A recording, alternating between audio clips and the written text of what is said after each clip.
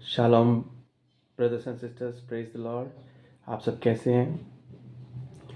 आज प्रभु मुझे फिर से आपके सामने लेके आए हैं। पिछले दिनों में मैं कुछ वीडियोस देख रहा था और उन वीडियोस में बहुत सारे अ, अच्छी बातें भी देखी, लेकिन कुछ ऐसी भी देखी जो वचनों पर सवाल उठाए जाते हैं। और ये बात आज से नहीं, कई हज़ारों सालों से ऐसा होता आया है।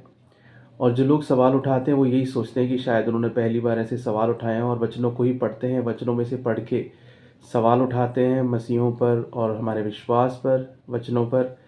आइए हम उन सब सवालों के जवाब देंगे जो हम पर सवाल उठाए जाते हैं, पवित्र वचनों पर सवाल उठाए जाते हैं। और ऐसा दिखाया जाता है कि देखिए इनके वचनों में, इनके पवित्र किताब में, बाइबल में कितनी गंदी चीज़ें लिखी हुई हैं, और इस तरह से कह के बहुत सारों को भटकाने की कोशिश करते हैं, जबकि वो खुद भटके हुए हैं। ये बात वचनों से ही साबित होती है। तो आज हम इसी टॉपिक पे, इसी विषय पे बात करेंगे। और मैं कह देना चाहता हूँ कि मेरा विरोध किसी के साथ नहीं, मैं किसी के साथ बैर नहीं रखता, लेकिन क्योंकि हमारे विश्वास पर, वचनों पर सवाल उठाए गए हैं, इसलिए मैं इन बातों का जवाब देना चाहता हूँ। और साथ ही ये भी कि जो मसीह बहन भाई इन बातों के बारे में नहीं जानते और कभी किसी से बातें सुन के चुप रह जाते होंगे या समझ में नहीं आता होगा कि इसका क्या जवाब दें, आज प्रभु उनको उन सब बातों का भी जवाब दिलाएंगे और विश्वास में मजबूत करेंगे। और जो लोग उन लोगों की बातों को सुन के भटक जाते हैं या भटक गए हैं कि वो हाँ सही बोल रहे हैं, बाइबल में ऐसा उल्टा पुल्टा लिखा हुआ है उनके हिसाब से, तो आज प्रभु उनको जवाब दिलाएंगे। आइए हम वचनों में चलेंगे और आज के जो वचन हैं वो सवाल हैं जो हम वचनों के द्वारा ही उसका जवाब देंगे। देखिए बहुत सारे संसार में ऐसे लोग हैं जो वचनों को पढ़ते हैं, बाइबल को पढ़ते हैं, विश्वासी भी और अविश्वासी भी। जो अविश्वासी हैं उनमें से बहुत सारे भटक जाते हैं, वचनों का गलत मतलब समझ लेते हैं। तो आज प्रभु उनके भी भ्रम तोड़ेंगे, जैसे कि प्रभु आज तक तोड़ते हैं। मैं कुछ इसमें नया नहीं कर रहा हूँ, प्रभु ने अपने लोगों को सब कुछ सिखाया है। तो इसीलिए प्रभु ने जो जो मुझे सिखाया है मैं आपके साथ बांटने जा रहा हूँ। प्रभु उन सबको आशीष दे जिन्होंने विरोध किया, जो वचनों के गलत मतलब निकालते हैं, प्रभु ने आशीष दे। और जिन्होंने वचनों में विश्वास किया, प्रभु ने बहुत आय से आशीष दे।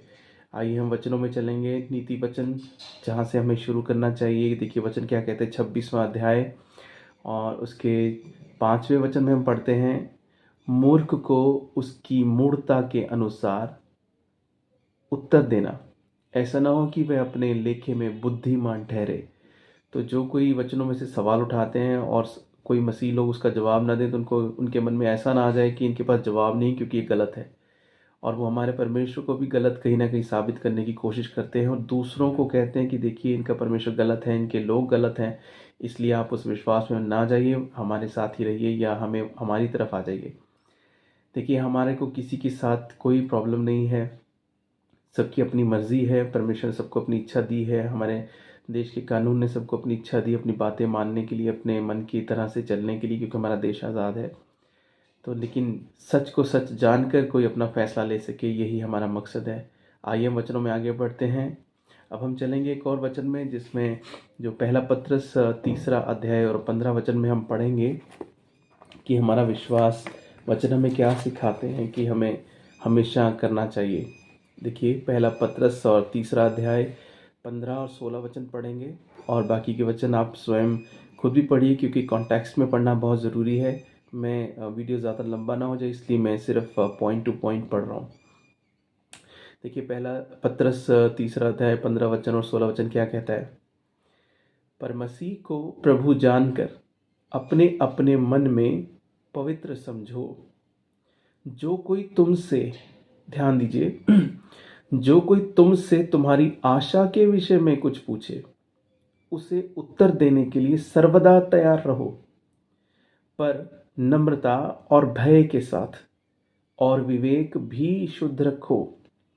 इसलिए कि जिन बातों के विषय में तुम्हारी बदनामी होती है, उनके विषय में वे जो मसीह में तुम्हारे अच्छे चाल चलन का अपमान करते हैं लज्जित हों। हालेलुया।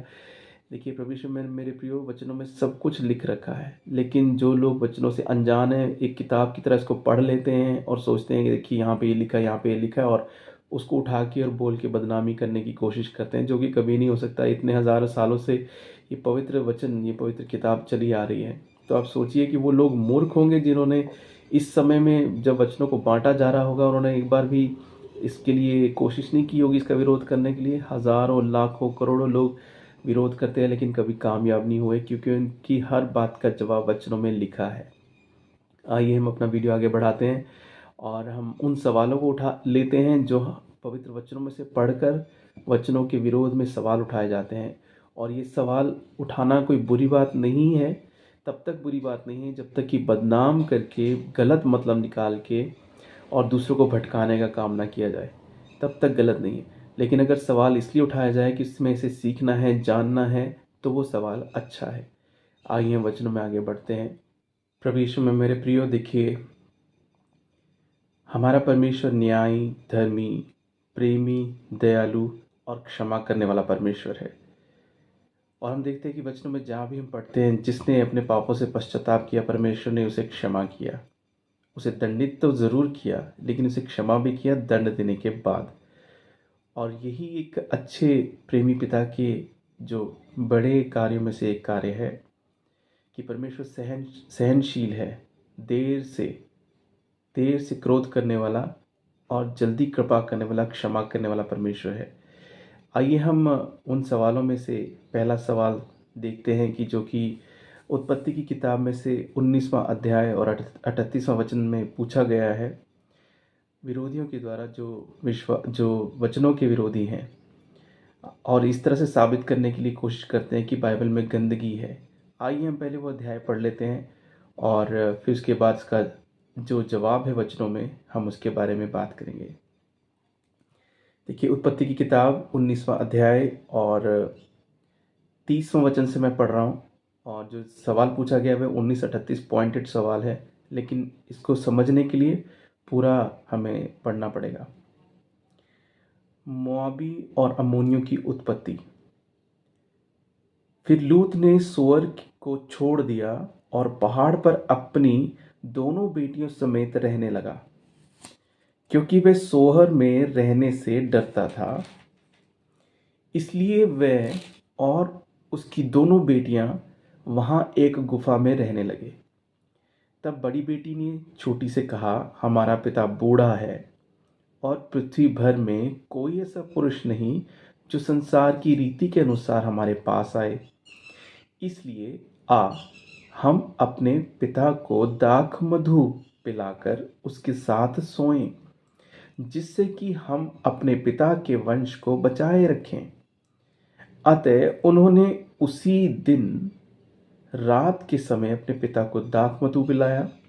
तब बड़ी बेटी जाकर अपने पिता के पास लेट गई, पर उसने न जाना कि वह कब लेटी और कब उठ गई। और जैसा हुआ कि दूसरे दिन बड़ी ने छोटी से कहा, देख, कल रात को मैं अपने पिता के साथ सोई, इसलिए आज भी रात को हम उसको दाख मधु पिलाएं। तब तू जाकर उसके साथ सोना, कि हम अपने पिता के द्वारा वंश उत्पन्न करें। अतः उन्होंने उस दिन भी रात के समय अपने पिता को दाख मधु पिलाया और छोटी बेटी जाकर उसके पास लेट गई, पर उसको उसके भी सोने और उठने का समय का ज्ञान न था। इस प्रकार से लूत की दोनों बेटियां अपने पिता से गर्भवती हुईं। बड़ी एक पुत्र जनी और उसका नाम मोआब रखा। वह मोआब नामक जाति का, जो आज तक है, मूल पिता हुआ। और छोटी भी एक पुत्र जनी और उसका नाम बेनम्मी रखा। वह अम्मोन वंशियों का, जो आज तक है, मूल पिता हुआ। हालेलुया।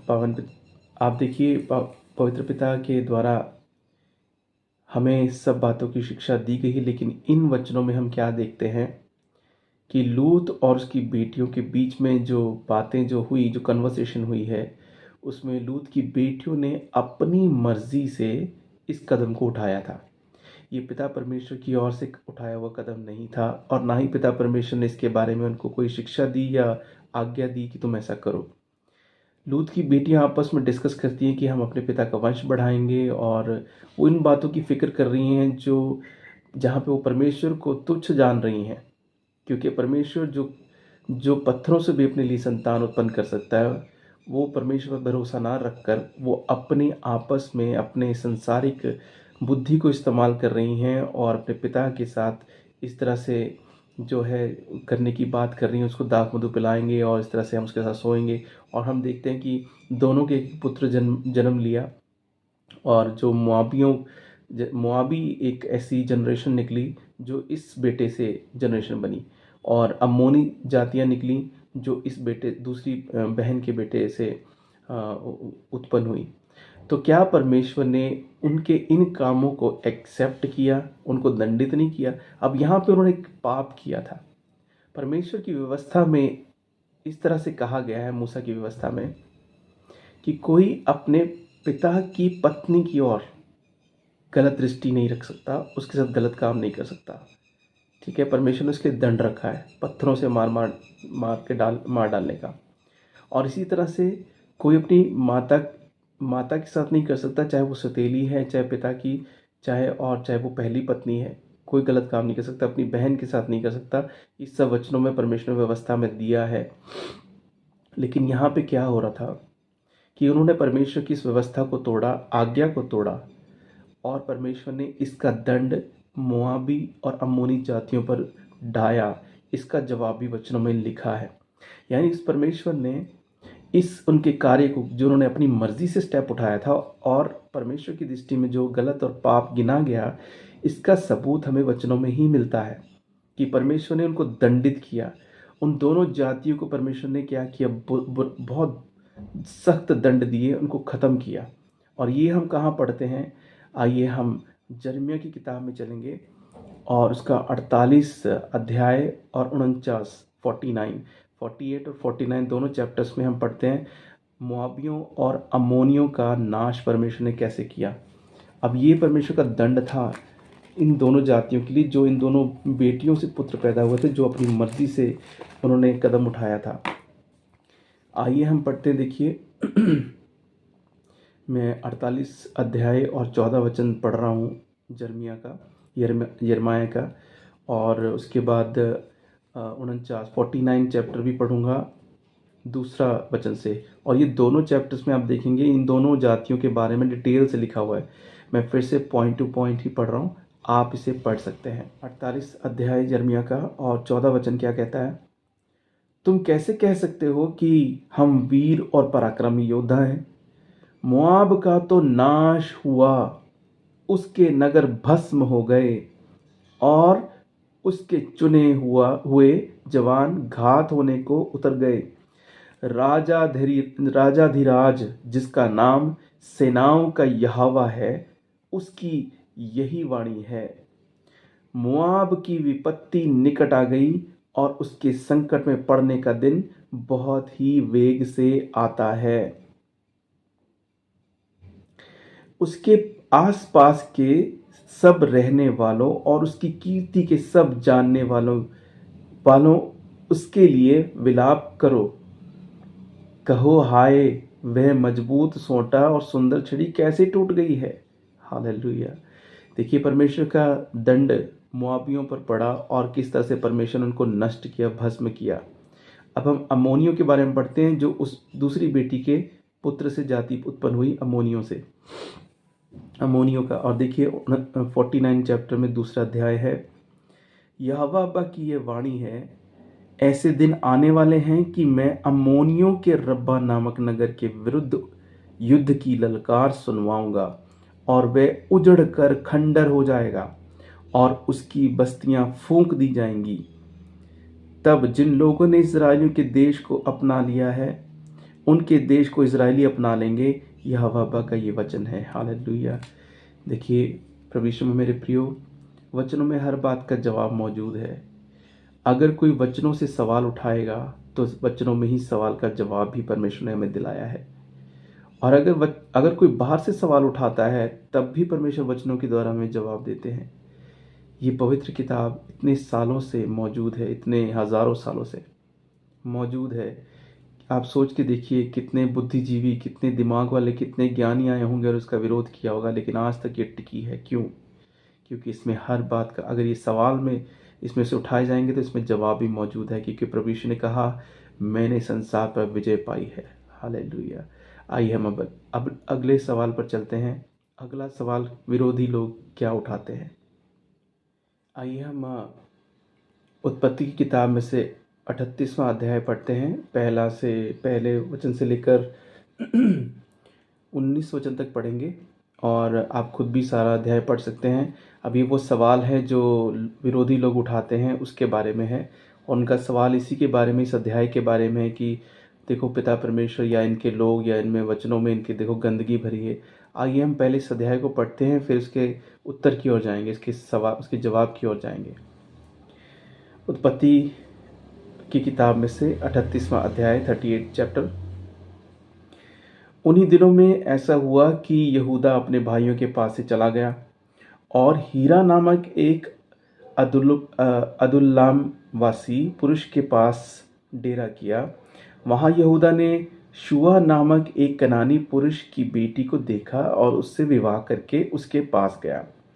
वह गर्भवती हुई और उसके एक पुत्र उत्पन्न हुआ और यहूदा ने उसका नाम एर रखा।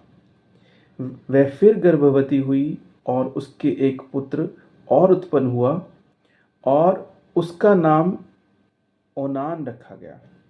फिर उसके एक पुत्र और उत्पन्न हुआ और उसका नाम शेला रखा गया। और जिस समय इसका जन्म हुआ उस समय यहूदा कजीब में रहता था और यहूदा ने तमार नाम की एक स्त्री से अपने जेठे एर, जिसका नाम था, का विवाह कर दिया।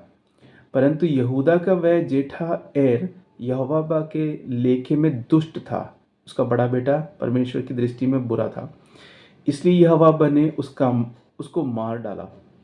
तब यहूदा ने ओनान से कहा अपनी भौजाई के पास जा। ये दूसरे बेटे को बोल रहा है कि अपनी भाभी के पास अब उससे शादी कर, क्योंकि अब उसका पति रहा नहीं है, और उसके साथ देवर का धर्म पूरा करके अपने भाई के लिए संतान उत्पन्न कर।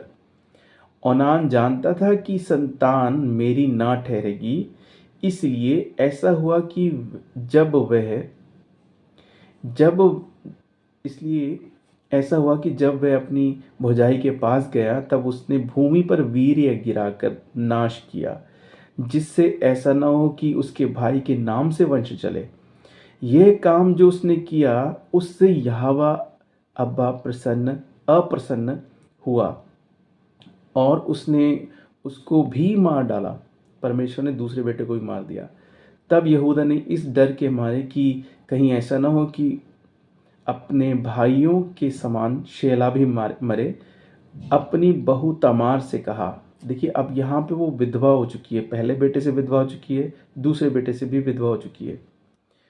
तमार से कहा जब तक मेरा पुत्र शेला सियाना ना हो जाए, यानी कि तीसरा बेटा, यहूदा का तीसरा बेटा बहुत छोटा था, इसीलिए वो ये बात बोल रहा है, जब तक मेरा पुत्र शेला सियाना ना हो जाए तब तक अपने पिता के घर में विधवा ही बैठी रहे। अब उसको विधवा के रूप में घर वापस भेज रहा है। इसलिए तमार अपने पिता के घर में जाकर रहने लगी, वो अपने मायके चलेगी। 12वां वचन कहता है बहुत समय के बीतने पर यहूदा की पत्नी जो शुआ की बेटी थी, ध्यान दीजिए, अब यहूदा की अपनी पत्नी बेटी थी, वह मर गई।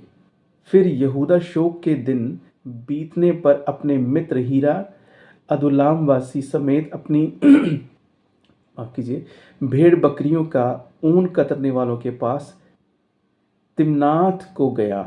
अब यहूदा की अपनी पत्नी भी नहीं रही, वो मर गई थी। यहूदा का एक बेटा जिंदा था, उसको बड़े होने तक के लिए तमार को उसने, जो उसके दो बेटों की पत्नी रह चुकी थी, उसके मायके भेज दिया। अब यहूदा की अपनी खुद की पत्नी भी मर गई। और आगे देखिए, और तमार को यह समाचार मिला, जब उसको तमार को पता चला कि मेरी सास मर गई है और अब यहूदा अकेला है, यानी मेरा ससुर अकेला है, तो तमार जो बहू थी उसकी, और तमार को ये समाचार मिला तेरा ससुर अपनी भेड़ बकरियों का ऊन कतरने के लिए तिम्नाथ को जा रहा है। तब उसने ये सोचकर कि शेला सियाना तो हो गया पर मैं उसकी स्त्री नहीं होने पाई, अपना विधवापन का पहरावा उतारा। अब यहाँ पे तमार ने ये डिसीजन लिया कि तीसरा बेटा जो बड़ा हो रहा था, अब वो बड़ा तो हो गया पर उससे मेरी शादी नहीं करवाई गई, लेकिन मैं अभी तक विधवा हूँ और वो इंतज़ार में थी कि मेरी शादी करवाई जाएगी। तो अब वो एक डिसीजन ले रही है। जब उसने ये सोचकर कि शेला सियाना हो गया है पर मैं उसकी स्त्री नहीं होने पाई, अपना विधवापन का पहरावा उतारा और घूंघट डालकर, देखिए अपने आप को उसने छुपाया, घूंघट डालकर अपने को ढांप लिया और अनैम नगर के फाटक के पास जो तिम्नात के मार्ग में है जा बैठी। जब यहूदा ने उसको देखा, उसने उसको वेश्या समझा। अब देखिए यहाँ पे यहूदा के सामने वो क्लैरिटी के साथ नहीं थी कि वो औरत कौन है, क्योंकि तमार जानती थी कि अगर मैंने शरेआम जाके अपने ससुर को ये बोला कि मैं तुझसे शादी करूँगी तो वो कभी नहीं मानता। तो यहाँ पे तमार ने क्या किया, अपने आप को छुपाया, और इस छुपाने में उसका मकसद क्या था, बुरा मकसद नहीं था। देखिए आगे पढ़ते हैं और उसके बाद हम आगे चलेंगे। जब यहूदा ने उसको देखा, उसने उसको वेश्या समझा, क्योंकि वह अपना मुंह ढांपे हुई थी। वह मार्ग से उसकी ओर फिरा और उससे कहने लगा, मुझे अपने पास आने दे, क्योंकि उसे यह मालूम न था, देखिए यहाँ पे लिखा है, क्योंकि उसे मालूम न था कि वह उसकी बहू है। उसने कहा, यदि मैं तुझे अपने पास आने दूं तो तू मुझे क्या देगा? उसने कहा, मैं अपनी बकरियों में से बकरी का एक बच्चा तेरे पास भेज दूंगा। तब उसने कहा, भला उसके भेजने तक क्या तू हमारे पास कुछ रहन रख जाएगा, यानी कि कुछ गिरवी रख जाएगा? उसने पूछा, मैं तेरे पास क्या रहन रख रख जाऊं? उसने कहा, अपनी मोहर और बाजूबंद। ये तमार ने निशानी के रूप में से ले ली, और अपने हाथ की छड़ी। तब उसने उसको वे वस्तुएं दे दी और उसके पास गया और वह गर्भवती हुई। तब वह उठकर चली गई और अपना घूंघट उतार के अपना विधवापन का पहरावा पहन लिया। अब ये जो आपने अभी सारी घटना को सुना, और इसको उठाकर विरोधी लोग क्या बोलते हैं कि देखिए कितनी गंदगी है इनके बाइबल में, देखिए इनका परमेश्वर इस सब गंदगी को एक्सेप्ट कर रहा है और इसको किसी भी तरह से हमें नहीं करना चाहिए। हमारा समाज इतना अच्छा है, औरतों की इज्जत करता है, ये सब कुछ। हम भी सब प्रभु की इज्जत करते हैं, औरतों की इज्जत करते हैं, क्योंकि परमेश्वर ने उनको भी बनाया और हमारे साथ उतना ही भागीदार भी बनाया है। और देखिए यही वो असमझी है, मूर्खता है उन लोगों की जो वचनों को सिर्फ इतना ही पढ़ते हैं, इस चैप्टर को पढ़ा और मान के बैठ के कि देखिए कितनी गंदगी है। देखिए प्रभु यीशु मेरे प्रियो, वचनों में साफ लिखा है, जब तक किसी औरत का आदमी जिंदा है, वो उस कानून में, परमेश्वर के उस कानून में बंधी हुई है, वो किसी और के साथ शादी नहीं कर सकती। और वो आदमी भी जब तक उसकी पत्नी जिंदा है किसी औरत के साथ शादी नहीं कर सकता, या उसकी पत्नी बुरे कामों में ना पकड़ी जाए तब तक कोई आदमी अपनी पत्नी को छोड़ नहीं सकता। ऐसा वचनों की हमें शिक्षा है। और परमेश्वर ने आदमी और यानी पति पत्नी का जो रिश्ता है वो इतना पवित्र बनाया है। परमेश्वर ने, प्रभु यीशु ने अपने आप को दुल्हा और कलीसिया यानी कि प्रभु यीशु में विश्वास करने वाले लोगों को दुल्हन कहा है। परमेश्वर ने इस पवित्र रिश्ते को इतनी बड़ी अहमियत दी है। और जो विरोधी लोग हैं, प्रभु के विरोधी, इन वचनों के विरोधी, हमारे विरोधी, वो ये समझते हैं कि देखिए औरतों को इज्जत नहीं मिल रही, यहाँ पे सब कुछ गलत हो जा रहा है और इनका परमेश्वर इसको ग्रहण करता है। ऐसा नहीं है। आइए अब हम इसका जवाब जो है, जिन्होंने भी इसके विरोध में सवाल उठाए हैं, उसका जवाब हम वचनों से ही लेंगे। और हम चलेंगे अभी पहला कुरिन्थियों उसका 7वां अध्याय और 39वां वचन, जहाँ पे हमें इस सवाल का जवाब बहुत साफ तरीके से मिलता है। पहला कुरिन्थियों 7वां अध्याय और 39वां वचन 39 क्या कहता है, जब तक कि किसी स्त्री का पति जीवित रहता है तब तक वह उससे बंधी हुई है। अब ये बंधी हुई क्या है? ये वो करार जो पति पत्नी के बीच में जो बिना लिखा करार होता है कि सारी ज़िंदगी के लिए अब मैं तेरी पत्नी हूँ, सारी ज़िंदगी के लिए मैं तेरा पति हूँ, उसके बारे में जो परमेश्वर ने कानून दिया है, जो परमेश्वर का लॉ है कि कोई अपनी पत्नी को त्यागे नहीं, उसके बारे में संत पौलुस यहाँ पे बोल रहे हैं। जब तक कि किसी स्त्री का पति जीवित रहता है तब तक वह उससे बंधी हुई है, परंतु यदि उसका पति मर जाए, ध्यान दीजिए, परंतु यदि उसका पति मर जाए तो जिससे चाहे विवाह कर सकती है, परंतु केवल प्रभु में।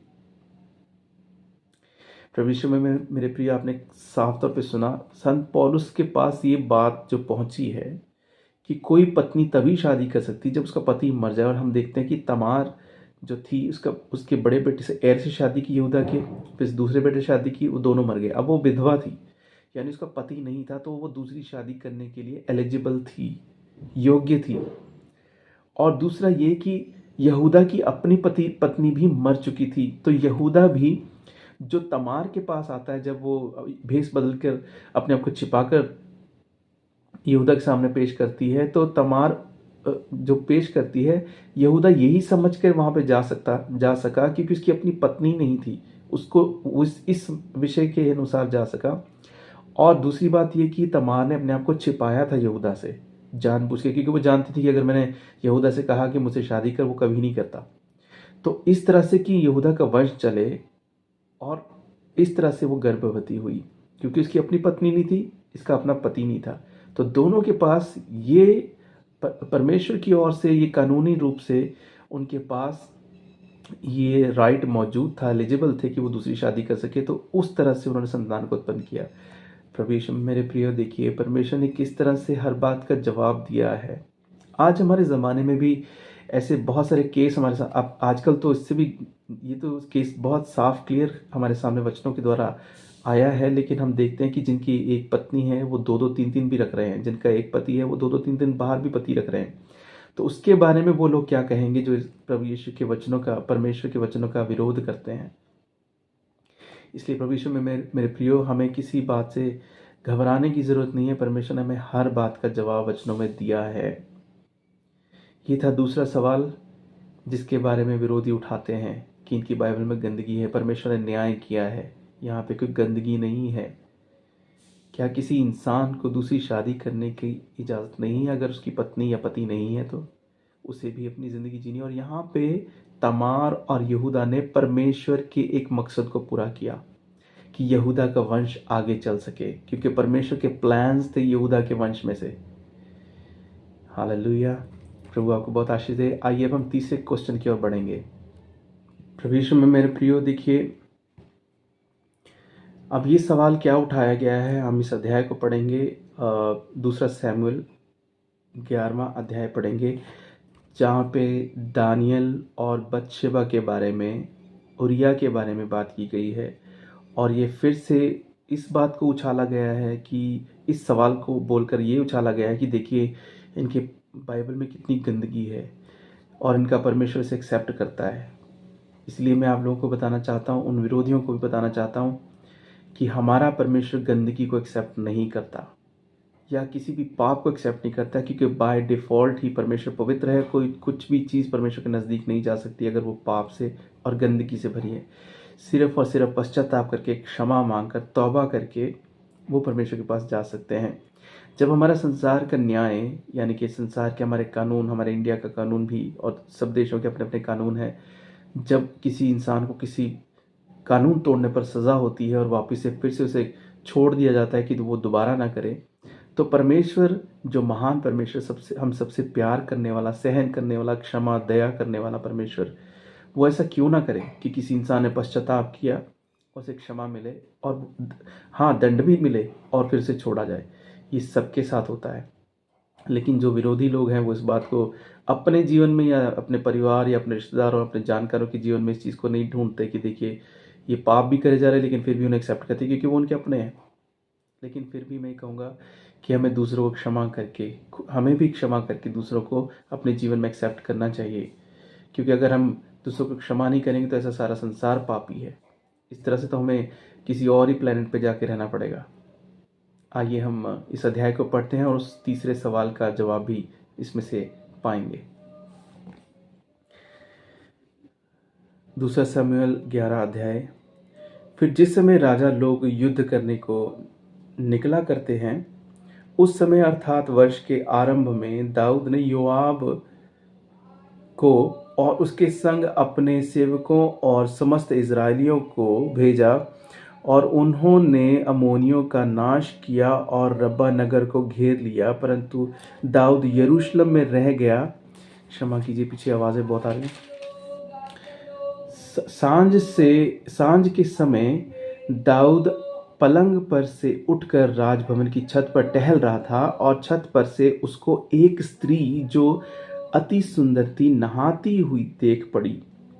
जब दाऊद ने भेजकर उस स्त्री को पुछवाया, तब किसी ने कहा, क्या ये एलियाम की बेटी और हित्ती उरिया की पत्नी बेतशेबा नहीं है? तब दाऊद ने दूत को भेजकर बुलवा लिया और वह दाऊद के पास आई और वह उसके साथ सोया। तब वह अपने घर लौट गई और वह स्त्री गर्भवती हुई। तब दाऊद के पास कहला भेजा कि मुझे गर्भ है। तब दाऊद ने योआब के पास कहला भेजा, हित्ती उरिया को मेरे पास भेज। तब योआब ने उरिया को दाऊद के पास भेज दिया। जब उरिया उसके पास आया तब दाऊद ने उससे योआब और सेना का कुशल क्षेम और युद्ध का हाल पूछा। तब दाऊद ने उरिया से कहा, अपने घर जाकर अपने पांव धो। और उरिया राजभवन से निकला और उसके पीछे राजा के पास से कुछ इनाम भेजा गया, परंतु उरिया अपने स्वामी के सब सेवकों के संग राजभवन के द्वार में लेट गया और अपने घर न गया। जब दाऊद को ये समाचार मिला, उरिया अपने घर नहीं गया। तब दाऊद ने उरिया से कहा, क्या तू यात्रा करके नहीं आया तो अपने घर क्यों नहीं गया? उरिया ने दाऊद से कहा, जब संदूक और इज़राइल और यहूदा झोपड़ियों में रहते हैं और मेरा स्वामी योआब और मेरे स्वामी के सेवक खुले मैदान पर डेरे डाले हुए हैं, तो क्या मैं घर जाकर खाऊं पीऊं और अपनी पत्नी के साथ सोऊं? तेरे जीवन की शपथ और तेरे प्राण की शपथ कि मैं ऐसा काम नहीं करने का। दाऊद ने उरिया से कहा, आज यही रह और कल मैं तुझे विदा करूंगा। इसलिए उरिया उस दिन और दूसरे दिन भी यरूशलेम में रहा। तब दाऊद ने उसे नेवता दिया और उसने उसके सामने खाया पिया और उसी ने उसे मतवाला किया। और सांझ को वह अपने स्वामी के सेवकों के संग अपनी चारपाई पर सोने को निकला, परंतु अपने घर न गया। सवेरे दाऊद ने योआब के नाम पर एक चिट्ठी लिखकर उरिया के हाथ से भेज दी।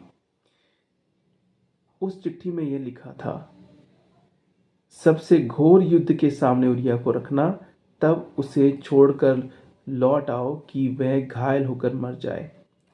प्रभु यीशु में मेरे प्रियो, हम यहाँ पे देख रहे हैं कि दाऊद ने यहाँ पे पाप किया और प्रभु यीशु ने जैसे कहा है कि किसी ने अपने मन में ही अगर सोच लिया तो उसने कर लिया, बराबर हो गया। चाहे कोई करे या मन में सोच ले, एक बराबर है। तो यहाँ पे दाऊद ने उरिया की पत्नी को नहाते देखा, उस पर गंदी नज़र डाली और उसके साथ सोया, उसको गर्भवती भी किया।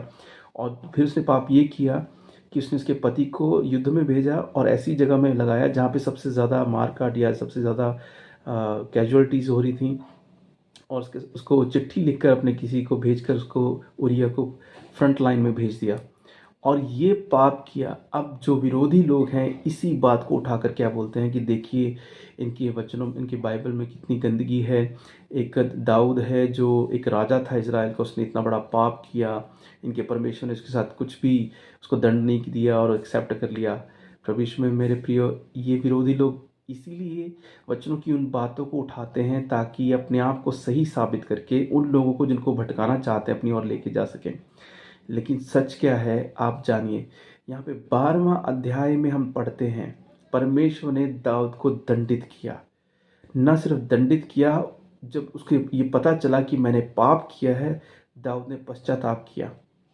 और जब दाऊद ने इस बात को रियलाइज़ किया कि मैंने परमेश्वर की दृष्टि में पाप किया है, उसने पश्चाताप किया। लेकिन परमेश्वर ने उसको ऐसे ही छोड़ नहीं दिया, परमेश्वर ने उसको दंड दे के छोड़ा। और यह 12वां अध्याय, इसी के अगले अध्याय में आप पढ़ सकते हैं। और मैं आपके लिए थोड़ा सा पढ़ता हूँ, आप सारा अध्याय खुद पढ़ सकते हैं, क्योंकि मैं जैसे मैंने आपसे कहा कि मैं पॉइंट टू पॉइंट ही उत्तर देना चाहता हूँ। और जो प्रभु के लोग हैं वो पूरा अध्याय पढ़ सकते हैं, और जो विरोधी हैं वो पूरा पढ़ना चाहे तो पढ़े, नहीं तो ये जवाब सुन सकते हैं। देखिए, नातान, परमेश्वर ने नातान नाम के एक व्यक्ति को दाऊद के पास भेजा उसके इस काम करने के बाद, इस पाप करने के बाद। तब यहोवा ने दाऊद के पास नातान को भेजा और वह उसके पास जाकर कहने लगा, एक नगर में दो मनुष्य रहते थे, जिनमें से एक धनी और एक निर्धन था। अब वो नातान, जिसको परमेश्वर ने दाऊद के पास भेजा है, वो ये बात सुना रहा है। दो मनुष्य रहते थे, जिनमें से एक धनी था और एक निर्धन था। धनी के पास तो बहुत सी भेड़ बकरियां और गाय बैल थे, परंतु निर्धन के पास भेड़ की एक छोटी बच्ची को छोड़ और कुछ भी न था, और उसको उसने मोल लेकर जलाया था। वह उसके यहाँ उसके बाल बच्चों के साथ ही बढ़ी थी। वह उसके टुकड़े में से खाती और उसके कटोरे में से पीती और उसकी गोद में सोती थी, और वह उसकी बेटी के समान थी। फिर धनी के पास एक यात्री आया, और उसने उस यात्री के लिए, जो उसके पास आया था भोजन बनवाने को, अपनी भेड़ बकरियों या गाय बैलों में से कुछ ना लिया, परंतु उस निर्धन मनुष्य की भेड़ की बच्ची लेकर उस जन के लिए, जो उसके पास आया था, भोजन बनवाया। तब दाऊद का कोप अब दाऊद इस बात को सुन रहा था। दाऊद का कोप उस मनुष्य पर बहुत भड़का। किस पे? जिसने धनी ने निर्धन की उस भेड़ को लेकर मनुष्य भड़का, और उसने नातान से कहा, यहोवा के जीवन की शपथ, यहाँ ध्यान दीजिए, जिस मनुष्य ने ऐसा काम किया वह प्राण दंड के योग्य है, और उसको उस भेड़ की बच्ची का चौगुना भर देना होगा, क्योंकि उसने ऐसा काम किया और कुछ दया नहीं की। अब देखिए, दाऊद ने जब इस बात को सुना जो नातान ने सुनाई थी, दाऊद ने उस धनी के बारे में ये बात बोला कि उसको दंडित करना चाहिए, उसको मौत की सजा देनी चाहिए। अब यहाँ पे क्या होता है? तब नातान ने दाऊद से कहा, तू ही वह मनुष्य है। इज़राइल का परमेश्वर यहोवा यों कहता है। अब ये परमेश्वर की ओर से दाऊद को सीधी चेतावनी और उसके साथ दंड की आज्ञा। यूं कहता है, मैंने तेरा अभिषेक करके तुझे इज़राइल का राजा ठहराया, और मैंने तुझे शाऊल के हाथ से बचाया। फिर मैंने तेरे स्वामी का भवन तुझे दिया, और तेरे स्वामी की पत्नियां तेरे भोग के लिए दी, और मैंने इज़राइल और यहूदा का घराना तुझे दिया। और यदि यह थोड़ा था तो मैं तुझे और भी बहुत कुछ देने वाला था। तूने यहोवा की आज्ञा तुच्छ जानकर क्यों ये काम किया, जो उसकी दृष्टि में बुरा है? हित्ती उरिया को तूने तलवार से घात किया, और उसकी पत्नी को अपनी कर लिया है, और उरिया को अम्मोनियों की तलवार से मरवा डाला है। इसलिए अब ये दंड परमेश्वर सुना रहे हैं नातान के द्वारा। इसलिए अब तलवार तेरे घर से कभी दूर ना होगी। परमेश्वर का दंड है उसके इस पाप के लिए, क्योंकि तूने मुझे तुच्छ जानकर हित्ती उरिया की पत्नी को अपनी पत्नी कर लिया है। यहोवा यों कहता है, सुन, मैं तेरे घर में से विपत्ति उठाकर तुझ पर डालूंगा, और तेरी पत्नियों को तेरे सामने लेकर तुझसे दूसरे को दूंगा। परमेश्वर उसकी पत्नियों को दूसरों को देगा। परमेश्वर दंड कैसे दे रहा देखिए। और वह दिन दोपहरी में तेरी पत्नियों से कुकर्म करेंगे। तूने तो वह काम छिपा कर किया, पर मैं यह काम सब इज़राइलियों के सामने दिन दोपहर में कराऊंगा। तब दाऊद ने नातान से कहा, मैंने यहोवा के विरुद्ध पाप किया है। नातान ने दाऊद से कहा, यहोवा ने तेरे पाप को दूर किया है, तू ना मरेगा। अब उसे मृत्यु दंड तो नहीं, लेकिन दूसरा दंड परमेश्वर ने उसको दिया। तो भी तूने जो इस काम के द्वारा यहोवा के शत्रुओं को तिरस्कार करने का बड़ा अवसर दिया है, इस कारण तेरा जो बेटा उत्पन्न हुआ है वह अवश्य ही मरेगा। तब नातान अपने घर चला गया। हालेलुया। प्रभु यीशु में मेरे प्रिय, देखिए परमेश्वर ने कैसे दाऊद को दंड सुनाया। जो बेतशेबा यानी उरिया की जो पत्नी को उसने अपने लिए इस्तेमाल किया, उससे एक बेटा पैदा हुआ। परमेश्वर कहता है कि वो मर जाएगा। परमेश्वर ने दाऊद की पत्नियों को शरेआम उनके साथ कुकर्म करवाने की बात दंडित के बारे में कहा। दूसरा, जो बेटा बेतशेबा से पैदा हुआ उसको परमेश्वर ने मार डालने के लिए बात कह दी कि वो मरेगा। और जब दाऊद को ये सब बातों के बारे में परमेश्वर ने सुनवाया तो दाऊद के मन में पश्चाताप आया। उसने तौबा की और ये कहा कि मैंने परमेश्वर के विरुद्ध पाप किया है। प्रभु यीशु में मेरे प्रियो, देखिए यही वो बातें हैं जो विरोधी लोग जानना नहीं चाहते या जानते हैं तो बताना नहीं चाहते, क्योंकि वो पढ़ लेते हैं, वो जानते हैं। ऐसा नहीं कि वो नहीं जानते, वो जानते हैं लेकिन बताना नहीं चाहते, क्योंकि लोग को वो भटकाना चाहते हैं। हमारा परमेश्वर न्यायी, धर्मी, पवित्र, सच्चा, जिंदा, प्रेम करने वाला, क्षमा करने वाला, देर से क्रोध करने वाला परमेश्वर है। क्या हम सब पापी नहीं हैं? क्या हम सब पापी नहीं थे? हम दिन भर में न जाने कितने पाप करते हैं, फिर हम क्षमा मांगते हैं। क्या एक परिवार में माता पिता के सामने बच्चे पाप नहीं करते? क्या उनकी मर्जी के विरुद्ध नहीं जाते? जाते हैं, लेकिन फिर भी माता पिता उन्हें अपने पास रखना चाहते हैं। फिर भी बच्चे अपने माता पिता को रखना चाहते हैं। कितनी बुराई, कितनी गंदगी हम संसार में देख रहे हैं। कितने लोग हैं जो दूसरों को क्षमा करते हैं। इसीलिए प्रभु यीशु में मेरे प्रियो, हम इस बात को जान लें, और वो लोग भी जो विरोधी हैं जान लें कि हमारा परमेश्वर पाप को, बुराई को एक्सेप्ट नहीं करता, लेकिन जो उससे पश्चाताप करता है उसे क्षमा करता है। दंड देने के बाद उसे क्षमा करता है और उसके पापों को क्षमा करने के बाद अपने पास रखता है। हालेलुया। आइए हम वचनों में चलेंगे, और जो सवाल उठाया गया है यहाँ पे फिर से वही बात जो पिछले सवालों में आपने देखा कि किस तरह से इस तरह से दिखाया जाता है कि देखो इनकी बाइबल में गंदगी लिखी है। अब यहाँ पे जो अध्याय हम पढ़ने जा रहे हैं, दूसरा शमूएल 13 अध्याय, यहाँ पे भी अमनोन के बारे में, जो अपनी बहन के साथ ही कुकर्म करता है, गलत काम करता है। मैं कोशिश करूँगा कि सारा पढूं, लेकिन सारा पढ़ना पॉसिबल शायद ना हो सके। आप सारा पढ़ सकते, इसलिए पॉसिबल ना हो सके क्योंकि समय के बचाने के कारण से मैं पॉइंट टू पॉइंट बात रखना चाहता हूँ, इसके लिए। और यहाँ पे देखिए क्या है, सवाल उठाया उन्होंने कि देखिए यहाँ पे गंदगी लिखी है और परमेश्वर इसे एक्सेप्ट करता है। ऐसा नहीं है। फिर से आज ही हम आगे पढ़ते हैं। तमार नामक एक सुंदरी को जो दाऊद का एक पुत्र अबशलोम की बहन थी, उस पर दाऊद का पुत्र अमनोन मोहित हुआ। अमनोन अपनी बहन तमार के कारण ऐसा विकल हो गया कि बीमार पड़ गया, क्योंकि वह कुंवारी थी, और उसके साथ कुछ करना अमनोन को कठिन जान पड़ता था। अमनोन के योनादाब नामक एक मित्र था, जो दाऊद के भाई शिमा का बेटा था, और वह बड़ा चतुर था। उसने अमनोन से कहा, हे राजकुमार, क्या कारण है कि तू प्रतिदिन ऐसा दुबला होता जाता है? क्या तू मुझे ना बताएगा? अमनोन ने उससे कहा, मैं तो अपने भाई अबशालोम की बहन तमार पर मोहित हूँ। योनादाब ने उससे कहा, अपने पलंग पर लेटकर बीमार बन जा, और जब तेरा पिता तुझे देखने आए तब उससे कहना, मेरी बहन तमार तमार आकर मुझे रोटी खिलाए और भोजन को मेरे सामने बनाए कि मैं उसको देखकर उसके हाथ से खाऊं। अतः अमनोन लेटकर बीमार बना, और जब राजा उसे देखने आया तब अमनोन ने राजा से कहा, मेरी बहन तमार आकर मेरे देखते 2 पूरी बनाए कि मैं उसके हाथ से खाऊं। तब दाऊद ने अपने घर तमार के पास यह कहला भेजा, अपने भाई अमनोन के घर जाकर उसके लिए भोजन बना। तब तब तब तमार अपने भाई अमनोन के घर गई, और वह पड़ा हुआ था। तब उसने आटा लेकर गूंदा और उसके देखते पूरियां पकाईं। तब उसने थाल लेकर उनको उसके लिए परोसा, परंतु उसने खाने से इनकार किया। तब अमनोन ने कहा, मेरे आसपास से सब लोगों को निकाल दो। तब सब लोग उसके पास से निकल गए। तब अमनोन ने तमार से कहा, भोजन की कोठरी में ले आ कि मैं तेरे हाथ से खाऊं। तो तमार अपनी बनाई हुई पूरियों को उठाकर अपने भाई अमनोन के पास कोठरी में ले गई।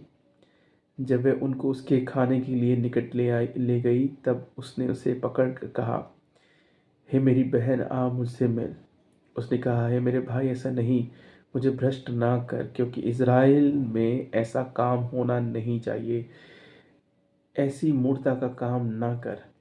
फिर मैं अपनी नामधराई लिए हुए कहाँ जाऊंगी, और तू इज़राइलियों में एक मूढ़ गिना जाएगा। तू राजा से बातचीत कर, वह मुझको तुझे ब्याह देने के लिए मना ना करेगा।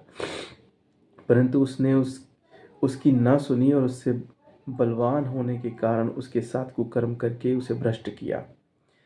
तब अमनोन उससे अत्यंत बैर रखने लगा, यहाँ तक कि यह बैर उसके पहले मोह से बढ़कर हुआ।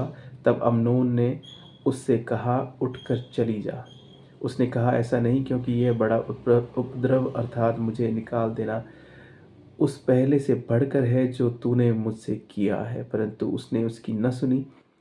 तब उसने अपने टहलुए जवान को बुलाकर कहा, इस स्त्री को मेरे पास से बाहर निकाल दे और उसके पीछे किवाड़ में चिटकनी लगा दे। वह तो रंग बिरंगी कुर्ती पहने थी, क्योंकि जो राजकुमारियां कुंवारी रहती थीं वे ऐसे ही वस्त्र पहनती थीं। अतः अम्नोन के टहलुओं ने उसे बाहर निकालकर उसके पीछे किवाड़ में चिटकनी लगा दी। तब तमार ने अपने सिर पर राख डाली और अपनी रंग बिरंगी कुर्ती को फाड़ डाला और सिर पर हाथ रखे चिल्लाती हुई चली गई। उसके भाई अबशलोम ने उससे पूछा, क्या तेरा भाई अम्नोन तेरे साथ रहा है? परंतु अब हे मेरी बहन, चुप रह, वह तो तेरा भाई है, इस बात की चिंता न कर। तब तमार अपने भाई अबशलोम के घर में मन मारे बैठी रही। जब ये सब बातें दाऊद राजा के कान में पड़ी तब वह बहुत झुंझला उठा। परंतु अबशालोम ने अम्नोन से भला बुरा कुछ ना कहा, क्योंकि अम्नोन ने उसकी बहन तमार को भ्रष्ट किया था। इस कारण अबशालोम उससे घृणा करता था। तो विश्व में मेरे प्रिय, यहाँ पे देखिए कि किस तरह से अबशालोम और दाऊद राजा दोनों अम्नोन से नफरत करते थे, उसको बुरा जो समझने लग गए थे जो उसने काम किया था, और जो भ्रष्ट अपनी बहन को किया उसने, किसी ने भी उसको एक्सेप्ट नहीं किया। और अम्नोन ने जो ये पाप किया था, आप देखिए ये पाप हर इंसान करता है। हमारे समय में भी बहुत सारे लोग अपने घर परिवारों में, मैं नहीं जानता कि कैसे कैसे पाप करते होंगे, हम नहीं जानते हैं, लेकिन ये हम जानते हैं क्योंकि इंसान का स्वभाव ही पाप करना है। और बहुत सारे लोग ऐसा पाप करते हैं, और ये उस समय भी हो रहा था, चाहे वो राजाओं के परिवारों में हो, चाहे वो आम जनता के परिवारों में हो, सब पाप कर रहे थे। और आज भी वो पाप करना ख़त्म नहीं हुआ है, सिर्फ उन्हीं के जीवन से ख़त्म किया गया है। परमेश्वर में जो विश्वास करते हैं, परमेश्वर की आज्ञा के अनुसार चलते हैं। और हम आगे पढ़ेंगे, यहाँ पे देखिए 23वां वचन से वहाँ पे क्या क्या होता है। अबशलोम जो है वो अम्नोन को कैसे दंडित करता है इस काम के लिए। 2 वर्ष के बाद अबशलोम ने अप्रैम के निकट बालहासोर में अपनी भेड़ों का ऊन कतरवाया, और अबशलोम ने उस सब राजकुमारों को न्योता दिया। अब देखिए 2 साल अबशलोम ने इंतज़ार किया किसको, अम्नोन को दंडित करने के बारे में। वे राजा के पास जाकर कहने लगा, विनती यह है कि तेरे दास की भेड़ों का ऊन कतरा जाता है, इसलिए राजा अपने कर्मचारियों समेत अपने दास के संग चले। राजा ने अबशलोम से कहा, हे मेरे बेटे, ऐसा नहीं, हम सब चलेंगे, ऐसा न हो कि तुझे अधिक कष्ट हो। तब अबशलोम ने विनती करके उस पर दबाव डाला, परंतु उसने जाने से इनकार किया, तो भी उसे आशीर्वाद दिया। तब अबशलोम ने कहा, यदि तू नहीं तो मेरा भाई अम्नोन को हमारे संग जाने दे। राजा ने उसे पूछा, वह तेरे संग क्यों चले? परंतु अबशलोम ने उसे ऐसा दबाया कि उसने अम्नोन और सब राजकुमारों को उसके साथ जाने दिया। तब अबशलोम ने अपने सेवकों को आज्ञा दी, सावधान रहो, जब अम्नोन दाखमधु पीकर नशे में आ जाए और मैं तुमसे कहूँ अम्नोन को मारो, तब निडर होकर उसको मार डालना। क्या इस आज्ञा का देने वाला मैं नहीं हूँ? यह बांध कर पुरुषार्थ करना। हालेलुया। प्रभु यीशु में मेरे प्रियो, देखिए अबशलोम जो तमार का दूसरा भाई था, उसने अम्नोन से बदला लिया, उसको शराब पिलाकर उसको मार डालने का प्लान किया और उसको मार डाला, अपने कर्मचारियों के द्वारा उसको मरवाया। आप देखिए कि यहाँ पे न्याय तो किया, लेकिन ये न्याय परमेश्वर की ओर से नहीं था, हम ऐसा नहीं पढ़ रहे हैं, या था ये भी नहीं हम पढ़ रहे हैं, लेकिन परमेश्वर ने कहीं ना कहीं इसका न्याय होने दिया का मतलब परमेश्वर उसको इंस्पायर नहीं कर रहा करने के लिए, लेकिन उसके मन में ये आया था कि उसने गलत काम किया। अब लेवी अवस्था में पढ़ते हैं, इस बारे में क्या पढ़ते हैं, देखिए इस बात का जवाब कि परमेश्वर इसको एक्सेप्ट नहीं करता है। 18वां अध्याय और 9वां वचन क्या कहता है? अपनी बहन, ध्यान दीजिए, अपनी बहन चाहे सगी हो, चाहे सौतेली हो, चाहे वे घर में उत्पन्न हुई हो, चाहे बाहर, उसका तन ना उघाड़ना।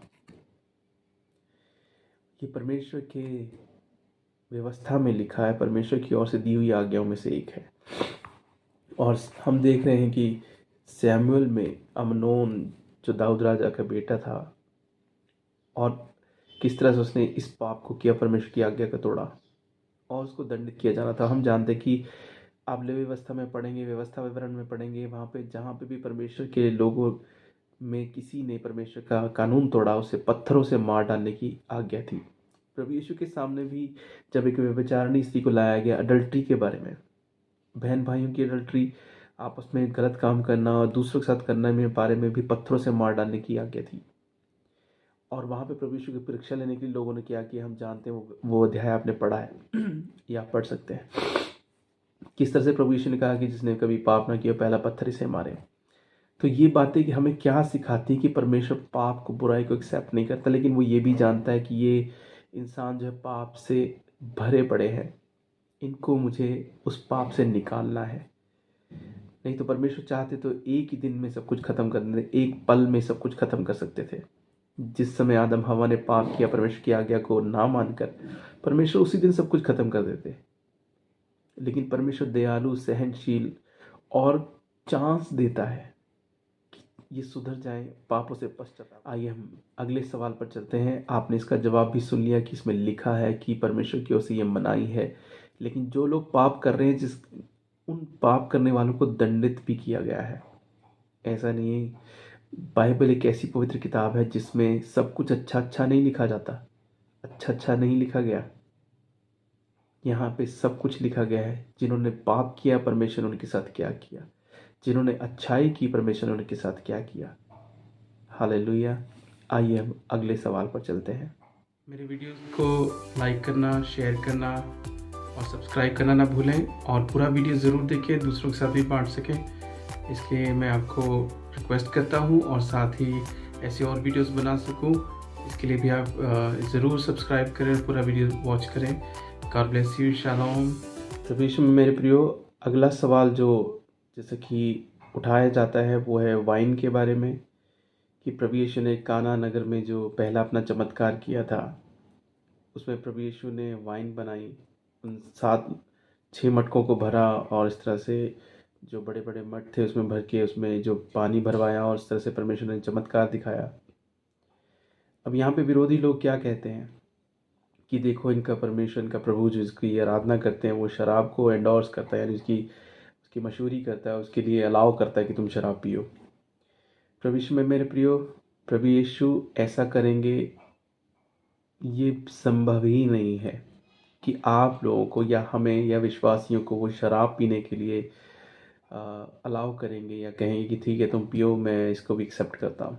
देखिए, विरोधी लोग यही करते हैं कि वो उन बातों को ही सामने रखते हैं जिससे कि सामने जो विश्वास में कमज़ोर हैं या विश्वास में भी नहीं हैं, उनको ये लगे देखो बाइबल तो ख़राब है, हमें उस तरफ नहीं जाना चाहिए, मसीह लोग, क्रिश्चियन लोग ठीक नहीं होते हैं, इसीलिए इनमें शराबें पी जाती हैं, इसीलिए इनमें ऐसे काम किए जाते। देखिए, जो भी परमेश्वर में विश्वास करने वाले लोग हैं वो कभी भी ऐसे काम नहीं करेंगे जो बाइबल के विरुद्ध हैं, परमेश्वर की आज्ञा के विरुद्ध हैं। लेकिन क्योंकि वो लोग प्रभु का नाम लेकर ये बोलते हैं कि हम क्रिश्चियन हैं या मसीही हैं, और वो फिर भी वो बुरे काम करते हैं जो दुनिया के लोग करते हैं, तो वो क्रिश्चियन कैसे हुए? वो क्रिश्चियन भी नहीं है, सिर्फ नाम का इस्तेमाल कर रहे हैं, और नाम का इस्तेमाल तो दुनिया में हर कोई किसी भी फायदे के लिए करता है।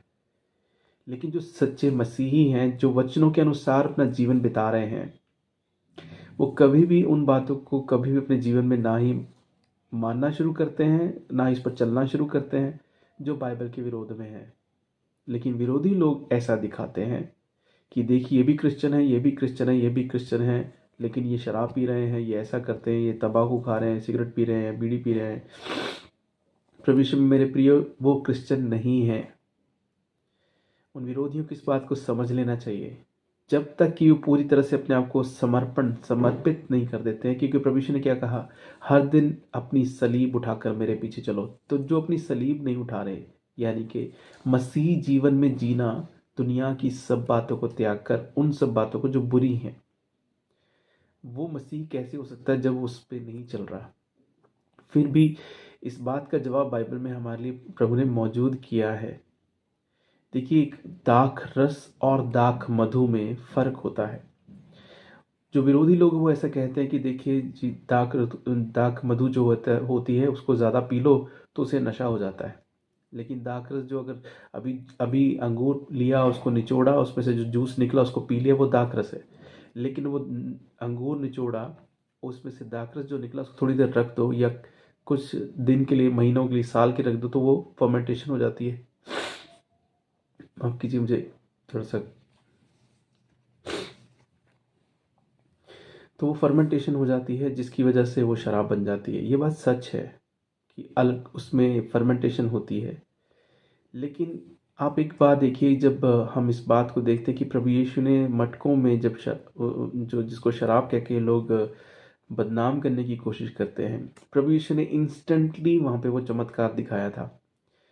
और किसी भी वाइन को फर्मेंटेशन होकर अल्कोहल में बदलने के लिए सालों गुजरने पड़ते हैं, महीनों सालों, तब जाके वो एक शराब के लेवल में काउंट होना शुरू होती है, क्योंकि उसमें थोड़ा नशा आता है। लेकिन फिर भी जो शराब है उसके मुकाबले में उसमें नशा बहुत कम रहता है।